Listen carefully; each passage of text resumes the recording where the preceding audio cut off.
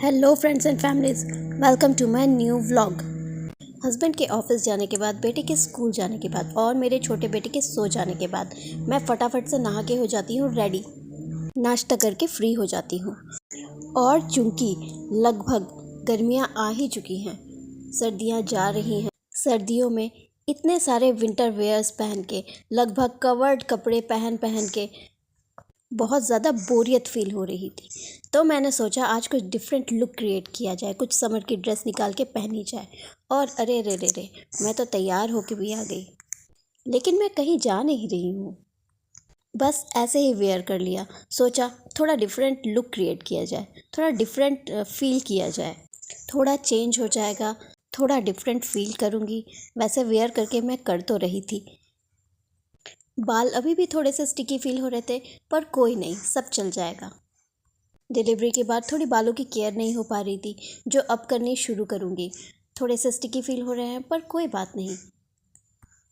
इतने में ही अंदर से आवाज़ आई कि मेरा छोटा बेटू जाग चुका है, और उधर से मेरे डोरबेल बजी कि मेरी फ्रेंड भी आई हुई है और उसकी बेटी भी, जो कि मेरे बड़े बेटे के आने का वेट कर रहे थे, और वो उसके टॉयज़ निकाल कर खेल भी रही थी।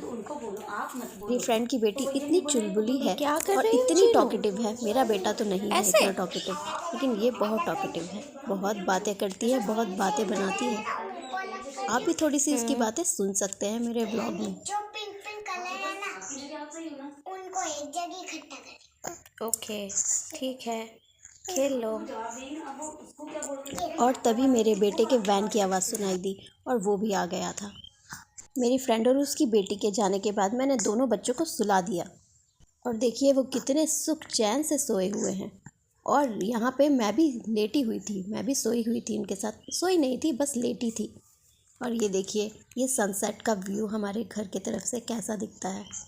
बहुत ही प्यारा सा व्यू आता है शाम को। इस तरह से सनसेट का व्यू देखकर तो मेरी आँखें और मेरे सोल दोनों को ही बहुत अच्छा फील होता है। फटाफट से शाम की आरती करी, पूजा करी और लाइट भी ऑन कर दी।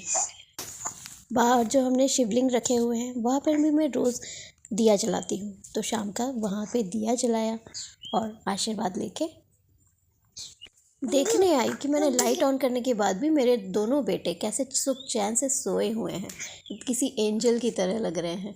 उन्हें कोई फ़र्क नहीं पड़ा, उन लोगों को इतनी नींद आ रही थी कि दोनों ही सोए हुए।